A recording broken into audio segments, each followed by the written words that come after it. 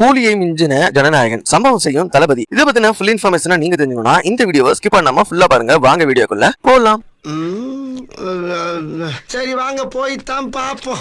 கடந்த ஜூலை 23 முதலமைச்சர் விஜயோட ஜனநாயகன் திரைப்படம் வெளியாகி ஃபேன்ஸ் கிட்ட நல்ல ரெஸ்பான்ஸா வாங்கிட்டு இருக்கு. பலவையான விமர்சனங்கள் ஒரு பக்கம் இருந்தாலும் ரசிகர்கள் இந்த படத்தை கொண்டாடிட்டு வராங்க. பொண்ணுங்களுக்கு பயம் இருக்க கூடாது சார். விஜய புலி மாதிரி வளர்க்கும். இந்த படம் வெளியான 3 நாள்ல வேர்ல்டு வைடா 165 கோடி ரூபாய்க்கு மேல வசூல் செஞ்சிருக்கு. இனி வரப்போற நாட்கள்ல இவ்வளவு வசூல் வெட்டி நடத்துதுன்னு பொறுத்து இருந்துதான் பாக்கணும். எந்த நிலையில ரஜினியோட கூலி திரைப்படத்தை விஜயோட ஜனநாயகன் படம் முந்தி இருக்கு. விஜயோட பயத்துக்கு பின்னாடி ஏதோ பெருசா ஒண்ணு இருக்கு. அது தெரிஞ்சா இந்த நாட்டுக்கு வரப்போற ப்ராப்ளத்தையே தடுக்கலாம். படம் வெளியான ஃபர்ஸ்ட் சாட்டர்டே புக் மை ஷோல அதிக டிக்கெட் புக் செய்யப்பட்ட டாப் 10 திரைப்படங்கள ஜனநாயகன் 4வது இடத்தை பிடிச்சிருக்கு. முதல் சனிக்கிழமை அன்னைக்கு இந்த படத்துக்கு 4,88,000 டிக்கெட்டுகள் புக் செய்யப்பட்டிருக்கிறதா அதுல தெரிவிக்கப்பட்டிருக்கு.